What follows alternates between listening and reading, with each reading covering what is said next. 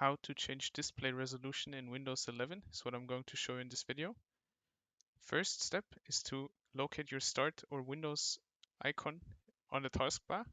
Now right click it and click on Settings. This opens up your system settings.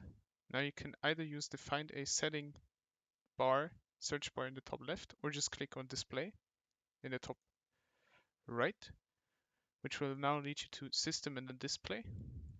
Now, in order to change your display resolution, you just scroll down under Scale and Layout.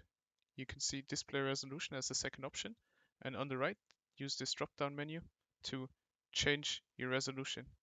Most of the time you have in brackets, a recommended resolution, which is the native one to your monitor.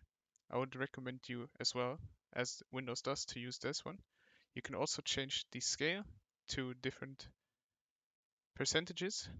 So let's say you use a lower resolution and want to scale it up so it still completely fits your monitor, you can use the scale option.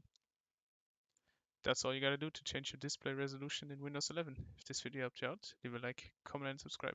Bye.